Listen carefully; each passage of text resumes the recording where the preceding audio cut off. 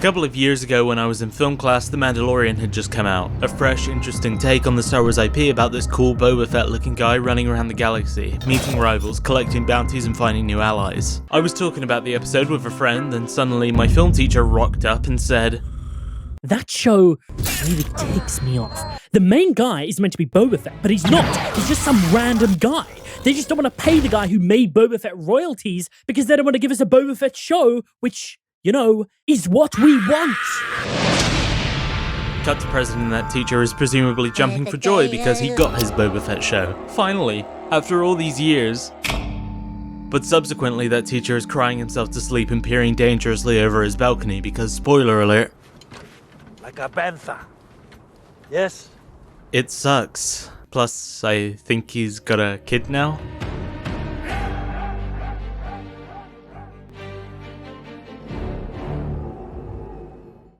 Let's start this video by getting some stuff out of the way. If you clicked on this video expecting a non-cohesive rant lacking in substance and filled to the brim with hyperbole and fear-mongering, then this isn't the video for you. And if you clicked on this expecting a teardown of Boba Fett fans of the character himself, then I have to question why you clicked on a video titled The Death of Boba Fett. Despite the reputation of the character and what he's so commonly associated with, I really like Boba Fett. When you think Star Wars, he's probably one of the first things that comes to mind when imagining the franchise's evocative imagery, as synonymous with the name as stormtroopers, Darth Vader, and any other of the countless things from that franchise that has now become iconic. He's a character that has stuck around and been an icon for so long, but unlike Darth Vader or even the stormtroopers to an extent, Boba has never been known for his role in the story. He's more of a prop than anything, but one that radiates a certain energy that makes you go crazy at the sight of him, begging to see more. And more of him people certainly wanted. A show centered around a cool looking bounty hunter running around the galaxy seemed like a match made in heaven, but in case you're not picking up what I'm putting down, that is most definitely not what we got. Find other banthas. Make baby banthas. Book of Boba is genuinely one of the worst pieces of Star Wars media I've ever seen. Depending on whatever comes to your mind when I put worst and Star Wars together, you might think that this is me exaggerating to try and bait people into clicking on this video and engaging in some kind of way, but no, not true. Book of Boba is visually unappealing, has an incredibly boring and all over the place story, pointless cameo and references galore, lazy writing, and worst of all, it drags such an iconic Star Wars character through the mud till what came out barely resembled what came before. I have a lot to say about this show, but it's really this aspect I want to home in on. Boba was a character whose appearances were few and far between, and who mainly gathered his reputation through the imaginations of fans. But despite this, there was a character that was set up in the original movies and throughout other stuff that wasn't books or comics that showed the kind of man he was. Mandalorian Season 2 being an example. Boba was cold and ruthless in that show, threatening to kill a kid in exchange for his armor, barreling through stormtroopers and threatening those that undermined his presence and reputation. I've heard a lot of the defenders of the show saying that Boba was always incompetent and that what people viewed him to be was all down to interpretation or external material that end of the day holds no bearing on proper Star Wars productions. Boba's last cinematic appearance was him infamously fucking up and landing in a Sarlacc pit to be digested over 1,000 years, followed by a comedic burp and a feeling of anti-climax. So is it really that hard to believe that 7 years later Boba still has that goofiness we saw in that one scene in Return of the Jedi? The answer is no. If that's to be believed, then why was Boba's appearance in Mandalorian Season 2 catering to that portrayal that has dominated the pop cultural zeitgeist since the character's inception? Because the fucker that was willing to kill a kid if he didn't get his way, the one-man army that brutally worked his way through stormtroopers even without his armor, and the guy that was aggressive around people that disrespected him, is not the man who let himself repeatedly get duped, pushed around, beaten up by kids, and routinely defeated by people way below his skill set. A big lump of incompetence and ineptitude. I'd like to point out though to the people rolling their eyes at that statement that I am aware of the show's messaging and intent, or at least what people claim its meaning is. The show is meant to be a complete reinvention of the Boba Fett character and explore Fett's desire to shed his dishonorable past and come back as something that is more to his own taste and ambition. But I don't believe that it is well realised at all. I think every turn the show makes to try and explore this subject goes against the fundamentals of Boba's character, the show's own internal consistency, and what people assume to be powerful moments of visual storytelling are clumsy, unearned, and low-key reaching on the part of the audience. And that's when the show is actually trying to explore Boba, not his new replacement that is now dominating the idea that Boba used to represent. When Boba was originally conceptualized for The Empire Strikes Back, he was designed from the mold of something else. An Imperial Super Commando, a design originally intended to be in the dozens, an elite unit decked out with high-tech weaponry, but in the interest of cutting costs, the Super Commando idea was scrapped, and all that was left was the single prototype suit made as a proof of concept. The suit was given a new red and green paint job, a dent here, an insignia there, and what was once an elite soldier made as an extension of the Empire became a bounty hunter, independent of any faction, somebody who would go through any means and do any job to get his pay. The character was hyped up before his eventual appearance in Empire Strikes Back, with parade appearances, toy tie-ins, and animated debuts to hype him up. People really latched themselves onto Boba, before and after he arrived to the big screen. That decked out armor, the wear and cracks in the paint, the imperfections of the suit, the trophies of former bounties adorning his armor, the subdued body language, and the jingle jangle of spurs all combined to create this image of a man with no name bounty hunter who was a professional killer and had a story behind that T-visor. If you're like me and watch anything to do with The Mandalorian, the bet is 9 out of 10 times the person narrating will bring up how Boba Fett started the Mandalorian mythology. And yes, it's cheesy, and yes, it's overdone, but it's true. Oh yes, yes, yes. The whole premise of The Mandalorian spun off of Boba's foundation. His look, that armor, that insignia, something about it stood out to people, and led many to believe that there was more of a story than simply, it's the helmet Boba wears. No. The Mandalorians are an ancient breed of warriors who adorn themselves in armor specific to their people, taking up various roles as soldiers, peacekeepers, terrorists, and bounty hunters. Boba's story was expanded to be much more all-encompassing later down the road. He was retconned to be the clone of a man named Jango Fett, one in a literal million involved in some big grand conspiracy plot. But regardless of whatever background he had prior to the original films or wherever his armor was from, he was still recognizable as the man with no name, space cowboy, who stood like a statue, talked with confidence, sliminess, and bravado, and was above all ruthless and determined. Boba holds a lot of significance in the eyes of Star Wars fans, both as a character but also as a concept. The Mandalorians are offshoots of what fans perceived Boba to be. Some thought of him as a man of honor, or an anti-hero, or just simply a ruthless bounty hunter out for a quick buck. Through this culture, there were many opportunities to spin off the character without having his mystique be compromised. Enter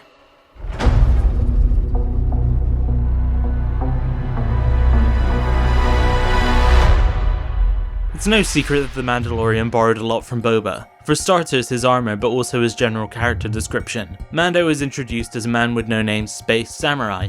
And yes, I'm aware that he's a bit of a cowboy, but this is going to be brought up later, so...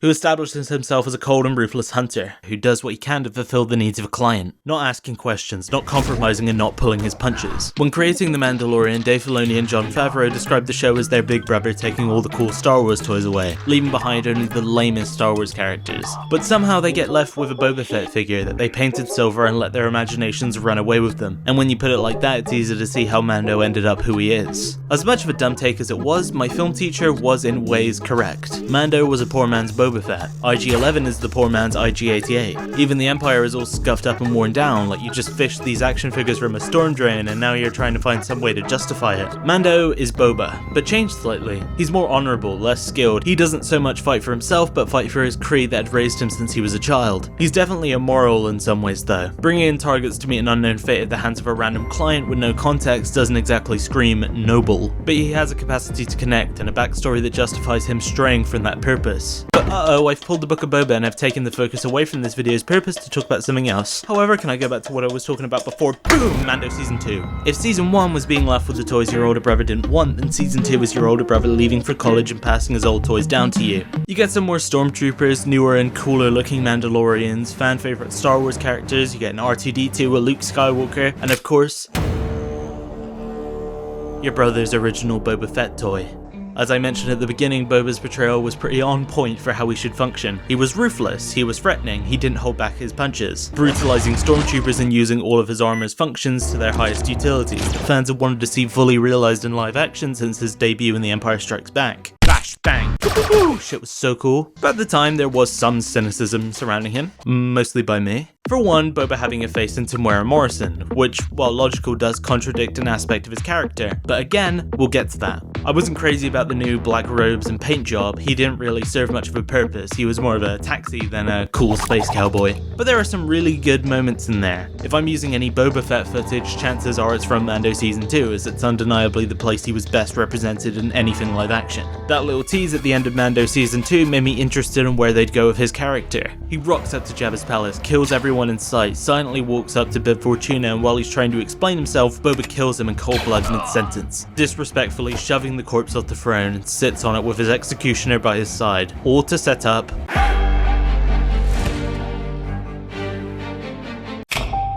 But alas, despite the cool opening and the interesting premise, the show we got failed to deliver. I think I swallowed it. It's a tricky little bugger. Remember the toy metaphor? The big brother leaving you all his cool toys when he went to college? Well, that older brother was a bit of a sadist, and liked to put some of those toys under a magnifying glass on a hot summer's day to satiate some sick desire. Such was the case with Boba Fett. At first you don't notice it, you're just kinda starstruck that you even have him again. But now the new shoe smell is fading, and you start to notice that he's a bit bloated and weird looking, and it just doesn't hit the same anymore. Book of Boba is Warp Toy Boba Fett. That is to say, he's not Boba Fett, which is the same line I've dealt out about 5 times already, so let's get down to brass tacks. In the interest of not being a broken record and getting somewhere without repeating the same few sentences, I think I'm going to need some structure to try and tackle this, because I've gone through about 5 drafts so far and all of them have fallen victim to not being organised enough. First of all, who is Boba Fett in this show? What is his story? Chronologically, Book of Boba starts with him leaving the Sarlacc pit, sticking his flamethrower in there and barely crawling out. He passes out for a while, gets his armor stolen by Jawas, some Tusken Raiders find him, they take him captive, beat the shit out of him, tie him up. Do you want me to cut your bonds? Then he learns to be part of their tribe, he trains with them, has a spirit journey, becomes a Sandman. Predictably, they all die. Some boring bullshit happens, who cares? Fuck you Disney, it's the Slave One, not the Fire Spray. He gets his armor back, then he kills Bib Fortuna, takes the throne as the new crime boss, and that's where we are in the Book of Boba. Boba Fett becomes the kingpin of crime in Tatooine, which is definitely an interesting place for the character to go, from being a ruthless bounty hunter out for himself taking jobs from powerful people, to now being the person in power with the roles reversed. Although, to be honest, even during the initial teaser for Book of Boba, I was never really sold on the whole crime boss thing. For me, Boba was always a space cowboy, a cool bounty hunter guy that didn't really have many goals outside of getting his paycheck and finding his next mark. But this presented an interesting opportunity for that reinvention thing I mentioned before. Boba had come back from a near-death experience, which should change his perspective from before, right? Well, no. Discussing why Boba's change of heart seems so out of left field first requires you to examine who he was before. The original movies didn't really show much in regard to Boba himself. He was created with the mindset of being a cool bounty hunter to have capture Han Solo. But moments in both Empire Strikes Back and Return of the Jedi build towards some kind of characterization. When Boba is first introduced, Vader orders, "No disintegrations." He's ruthless. This shows that he has a history of taking in his targets cold. He's a shoot first, ask questions later kind of guy. And the "as you wish" afterwards shows that he's confident enough to be sarcastic with Darth Vader of all people. Vader tortures, kills his own men, and is shown multiple times to be uncompromising in who he inflicts violence on. And here Boba is being sarcastic with him, begrudgingly agreeing to go along with his orders to get the job done. Later on in the movie, Boba gets in Vader's face again to bitch about his arrangement with the Empire and how it could potentially fuck up his deal with Jabba. What if he doesn't survive? He's worth a lot to me. People defending Book of Boba often use the defense that before having his little spiritual baptism by Sarlacc, Boba was a warrior at the beck and call of others, that he never really decided his own fate and instead only went along with what others laid out for him, whether it be clients or even his own dad. As cool as Boba Fett seems in Empire Strikes Back, he acquiesces to Vader's orders. Vader says no disintegrations, and Boba Fett's first line is obeying an order. As you wish. In the carbon freezing... Sorry to cut this idiot off, but that point is ridiculous. This makes out that Boba's control and assertiveness was limited, and that he bent the knee and followed orders without protest repeatedly. Which, yeah, he kind of did. But Boba isn't the warrior in the Tusken tribe that this guy claims he is. The Tusken warrior is another reflection of who Boba Fett has been. Strong, stoic, and ready to attack the second the leader gives the nod. When Boba Fett tries to escape, the warrior waits until the leader commands them to act. Boba didn't wait to act, he just did. Vader never ordered Boba to engage with Luke on Bespin. Jabba never demanded that Boba leapt into the fray. This Tusken warrior guy is at the beck and call of the leader because that's who the Tuskens have allegiance to. It's their culture, it's their way, but that doesn't really apply to Boba because he doesn't have allegiance to anyone. I give my allegiance to no one. Yeah, Boba's a bounty hunter. He didn't play politics, nothing he did was out of vendetta or obligation beyond his simple contracts. He's not like the Mandalorian, he's not bound by creed or duty or anything. Boba works by commission. If he didn't like something, he'd get mouthy with his employers, and sorry to say mate, but again, Boba was most definitely not at any beck and call. He didn't wait for the command to get into the thick of it, he just did it, only being stopped before he acted on his impulse by whatever client, which to my mind is not the same thing as waiting for the command to start doing something. Star Wars Explained has perhaps been one of the worst defenders of this show. If you don't know who they are, it's not important. They're a show that have made a plethora of dumb points about this show, mainly in relation to Boba's arc. Throughout the first few episodes of the show, we get these annoying back-to flashbacks, showing Boba's journey from his childhood to the events of Mando Season 2. The thing that caught my attention was the focus put onto Boba's dad, and how Jango's death has impacted Boba. That's cool, but what's the subtext? What is the show trying to convey through Jango? Well, flashback to the Sarlacc and Boba's near-death experience. Boba almost died in the belly of some weird sand monster, where he would have most likely been digested and forgotten like that poor stormtrooper. If he had died there, his end would have been very similar to his father's. I think Boba learned then that it doesn't matter if you're the best of the best, whether you're Jango or Boba. The violent life of a bounty hunter whose primary concern is power, notoriety, and wealth for his or herself will eventually lead to dying alone in the dirt. Okay, so basically the point being made here is that Jango is a cautionary tale for Boba, that a life of bounty hunting will result in you being killed and left for dead, and that Boba in his new life as Kingpin of Tatooine is trying to avoid that cycle and carve out a new life for himself. Which is not a reach, surprisingly. The show very clearly leans into that. Jango is shown dead in the desert with Boba's reflection in his visor. Boba in his later life almost dies in the desert, and Fennec very nearly also dies in the same setting. 3 bounty hunters all sharing or close to sharing the exact same fate. Boba himself even draws the comparison. Left for dead on the sands of Tatooine. Like you.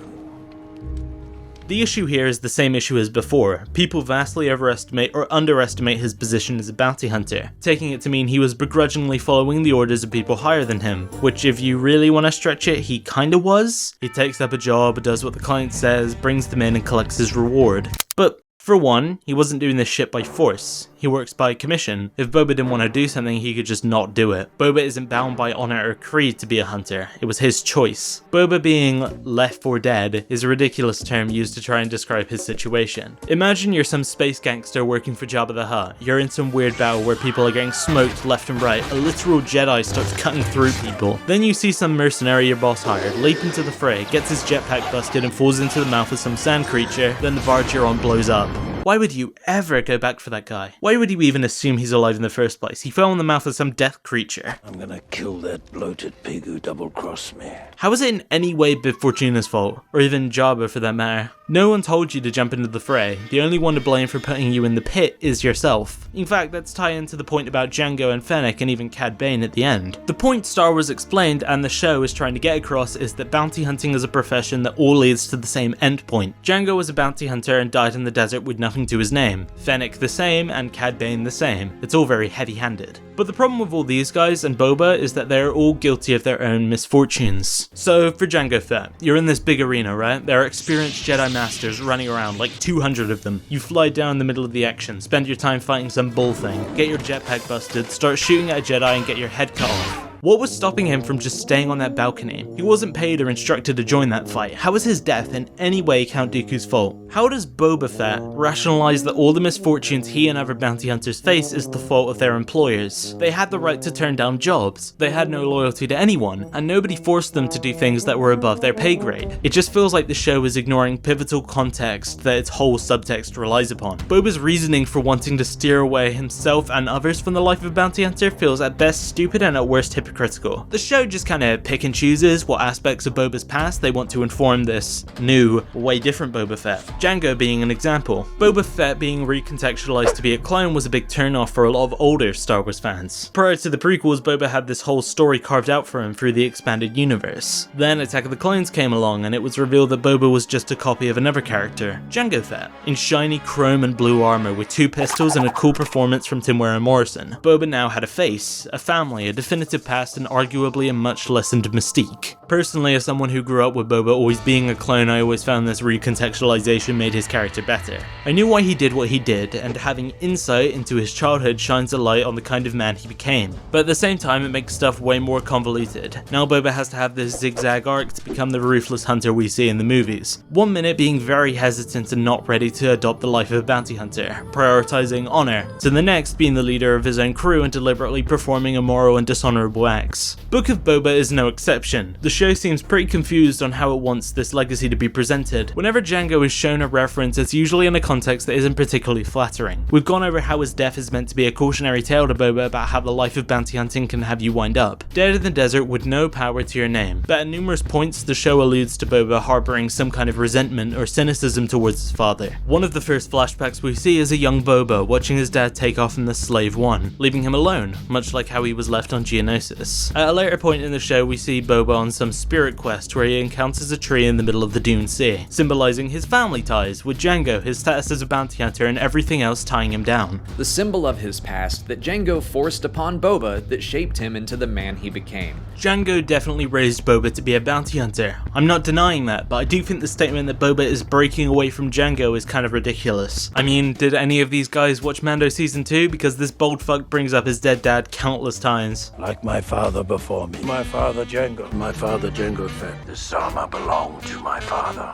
Don't you mean your donor? You're out of your league, princess. He claims the armor as a birthright. He starts a fight with somebody who disrespects his dad's legacy. I don't believe that he broke his ties with him. He very clearly still harbors a lot of respect and identity from Jango still, but don't take that to mean what this idiot says. The identity that was chosen for him. Because that's just not true. Even though Jango and Boba share the same last name, voice, and appearance, I never saw them as anywhere close to the same character. Jango is pretty polite when talking to people. His armor is shiny and well maintained, and bounty hunting seems like something he pursues as a means to an end instead of a quick and easy way to make money. Also, Jango is a Mandalorian. While not completely noble, he certainly has a code. Boba, on the other hand, doesn't. Boba's armor isn't shiny and well maintained, it's all fucked up and adorned with trophies. Whenever Boba talks, he speaks far more sinister without any pretense of politeness. Jango stands in the background as a hired piece of muscle, but Boba commands the room. Just comparing their voices, you can see a difference. I hate to admit it, but you're worth more alive. Satisfactory, but not sufficient. Don't get in my way. Disintegrations are more fun. I'm gonna fill your lungs with fire. Jango's dialogue is super straight to the point and poised. Boba sounds far more sadistic, like he's DreamWorks smirking underneath that helmet when he's saying these things. Whenever I've used a clip from any of these movies, you probably caught on that this Put Captain Solo in the cargo hold. is not Temuera Morrison. Jason Wingreen captures the kind of character George Lucas wanted Boba to be. When it came to the redubbing for the special editions, it came across that Temuera was asked to play the character as he would Jango, as the vocal inflections are basically the exact same. As you wish. Do you like your army? He sounds too polite. Boba was a professional for sure, but this wasn't something that made him strive for client satisfaction. You don't keep the scalps of bounties as trophies if you're approaching this like a business. Wingreen was slimy, giving a subtle hiss whenever he pronounced an S. Whenever he did speak, he did it in a way that was rude and begrudging, which Jango evidently was not. He cared about the needs of a client. This is all to say that yes, Boba was unique, he had his own identity separate from his dad. This little gesture of trying to break from those roots is ridiculous, because he already did that the moment he painted over his dad's armor. One thing Book of Boba massively fails to deliver on is Boba's intimidation. I said earlier that when Boba was on screen, he owned the room, which of course the Book of Boba neglects to capture. You could just chalk this up to him having more screen time, less is more and all that, but I don't chalk it up to that. Flashback to Empire Strikes Back. Boba shows up. He stands like a statue, he speaks like a snake, and whenever he takes a step, you hear those spurs jingling. Boba was cool not because of his rarity, but because of what he expresses in the time that he's shown. The term, most feared bounty hunter in the galaxy, is never uttered in the movies. We're never told of Boba's reputation, but we can feel it. Vader says, No disintegrations. so we know he's ruthless. He never talks unless he has to, and each movement is slow and deliberate. Boba owes a lot of his success to his physical actor Jeremy Bulloch. Star Wars has multiple actors that never get the praise they deserve, yet the characters they play have become huge staples of pop culture. Chewbacca, R2, Darth Vader all wouldn't be the characters they are without the actors there to bring these movements to life. Boba Fett's actor understood what Boba was, a space bounty hunter inspired by westerns. And one thing you notice in westerns with cool characters is that they almost never move. They often stay in place spliced with only slight movements to show how badass and in control they are. Every bit of movement from Boba has become a staple for the character. The weird way he holds his gun, the nod, that slow and steady walk, all combines to create a portrait of a character. Jeremy Bulloch is a small and skinny guy, yet he's able to stand on equal footing with characters like Darth Vader, just because the way he looks and acts commands authority and intimidation. Like when he gives that look to Lando that says, "Don't cross me." Also, the way he's filmed helps too. If you see a set photo of Boba, it's easy to see the imperfections in the suit. This is from Empire, and there's Boba Fett on set with his knee pads on upside down and his trousers rolled up. If filmed the right way, you can make anything look cool, which, surprise surprise, Book of Boba doesn't much like to do. Some shots look cool and get across that Boba is a figure worth respecting and fearing, but others are done so flat that he just looks goofy and lame. I titled the video, The Death of Boba Fett, because every part of the character that made him cool has been stripped away. Boba has no physicality, he has no presence. When I see Boba walk into a room, I don't get the same feeling I do when I watch The Empire Strikes Back, which you could argue is a take tainted by nostalgia, but this bald-headed fuck reminds me less of that suave, slimy bounty hunter who doesn't pull his punches, and more of those Mandalorian cosplayers you'll see walking around at Star Wars Celebration. Tatooine sucks. The show ruined that whole location for me, but that's another point entirely. The thing is, Tatooine's harsh suns and how popping with light it is doesn't match well with Boba's costume. It's dark and has muted colours, which when matched with a setting so bursting with natural light looks cheap and impractical. The worst looking episode of The Mandalorian is ironically the very episode Boba was first introduced in. When watching that episode, the nagging thought I kept having was how much the episode looked like a fan film. The costumes looked cheaper, the cinematography was less impactful, and all in all the show didn't live up to the standard of quality it had established. And wouldn't you know it, the director of that episode headed many episodes of Book of Boba. Cheap, lame, bad, Jesus Christ. Sorry, I veered a little off topic there. Allow me to get back on track. Superhero movies nowadays have a big problem of constantly having their characters remove their mask for the purpose of showing the actors acting, which is understandable. You want to utilize your talent, and there's a time and a place for it. People can complain about the three Spideys constantly removing their masks, but would it have been anywhere near as cool if you didn't see all three actors physically bounce off one another? The answer is no, but Book of Boba is a prime example of why this practice is starting to hurt certain types of media. A big proponent of Boba's intimidation was that Mandalorian helmet. That thing told a story, and behind that T-visor, you had no idea what he was feeling. The helmet was his face, a trait that has been adopted by his successor, where the show is reliant on subtle gestures, voice inflections, and methods of filming to convey emotion that would otherwise be hidden behind that bucket head. Whether it be because they didn't want to rip off a trait of their golden boy, or because they wanted to utilize their actor, I leave up to your own discretion. But I think Boba constantly revealing his face ruins his intimidation and presence as a character. Even though Attack of the Clones showed that Boba was a copy of his father Jango, I never felt that the two would be identical under the helmet. Jango was a proud Mandalorian who went by codes and ideals, but if Boba's armor is any indication, he didn't give a shit about tradition. The face under that helmet had a general skeleton, but there was nothing concrete, and frankly I wouldn't even want to know. That helmet is his face, and inevitably by removing it you're changing the way you view a character. The Mandalorian did this in instances of vulnerability, and given the character-focused nature of that story as well as its subtext, it works. With Book of Boba, not only does it taint his character, but it's also not an aid of the story it's trying to tell. Book of Boba's best moment was in episode 2, when he confronted the Hutts, as it's the only part of the show that lives up to its premise of Boba Fett trying to cope as a crime lord. Him wearing the helmet throughout definitely does a lot to help sell that he's an intimidating figure, worthy of respect and not underestimating. He maintains that bounty hunter bravado in his stance, and even his speech starts to mirror that slimy inflection Jason Wingreen had.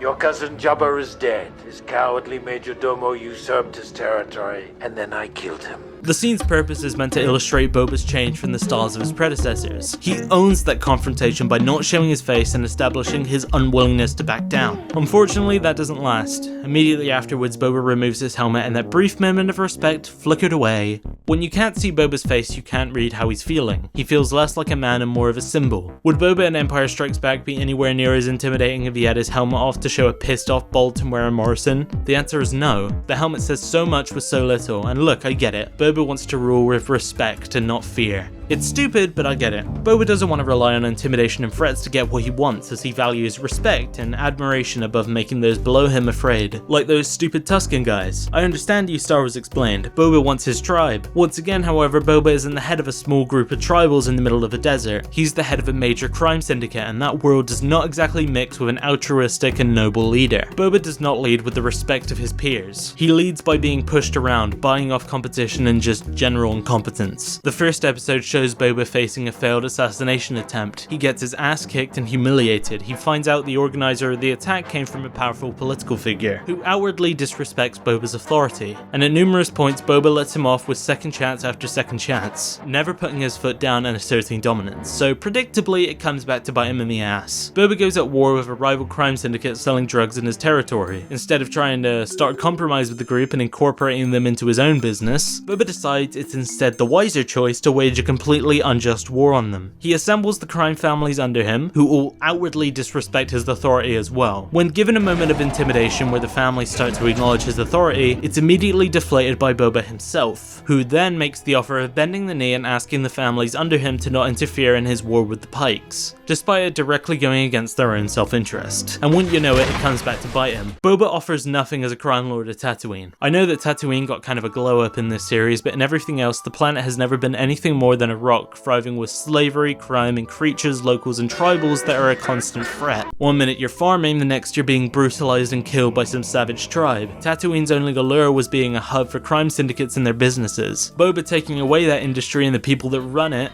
for one, presents no appeal to the people under him. If you're a crime lord's lieutenant looking to make more money, why would you have respect for your boss when he's taking your business away? Secondly, where do you think all these lush clubs and shit are coming from? Tatooine runs off of crime. It's where all its profit comes from, which even Fennec directly points out. There's a lot of credits to be made from that orange powder.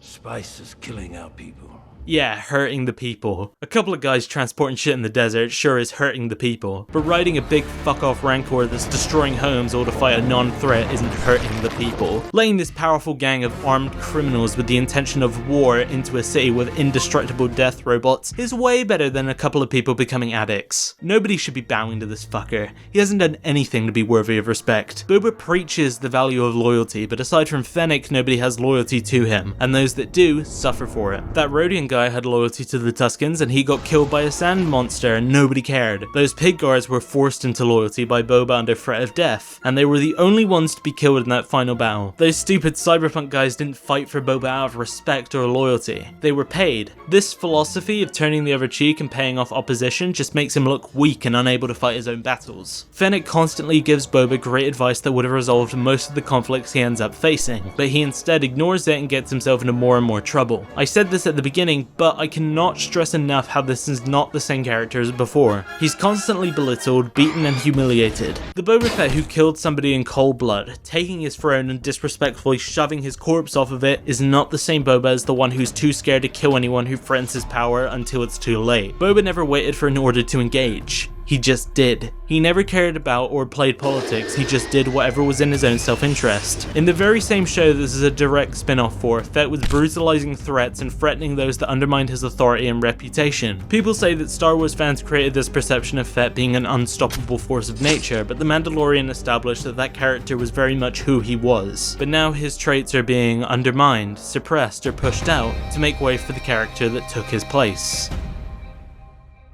The Mandalorian is what Boba Fett was, a ruthless hunter out for self-interest, doing whatever he needed to do for money, not asking questions and not contemplating the morality of his actions. I've seen the argument made that everything Boba Fett was has been put into Mando or other characters, so having Boba maintain his original personality and purpose would be redundant, seeing as those traits are the same as the Mandalorians. Ruthless bounty hunter and Mandalorian armor, I get the idea. One thing they're ignoring though is that the two have very clear differences that set themselves apart from one another. If the only words that come to your head when you think of their characters are bounty hunter and ruthless, then you're ignoring everything that makes them who they are. The Mandalorian is a samurai, a warrior bound by a creed and loyalty to a makeshift family and ideology. And that code informs everything he does. He's noble, he's honorable, that paycheck isn't just to support himself, it's to support his tribe. Boba Fett isn't bound by honor or a code, he's driven by pay. Boba didn't have a greater purpose or people he needed to support. He was only in it for himself. He was a man with no name cowboy, drifting from place to place, nowhere to call his home, with no goal but the hunt. Talking even about their use of music shows the vast difference in their characters. The Mandalorian is a Ronin. The theme wanders from lows to highs, demonstrating the conflict of his morality and path in life, with the use of instruments and patterns taking cue from Eastern influences. Boba is a predator on the hunt. His Mandalorian theme is aggressive, with the pants of a beast who came back from a long rest, eager for a hunt,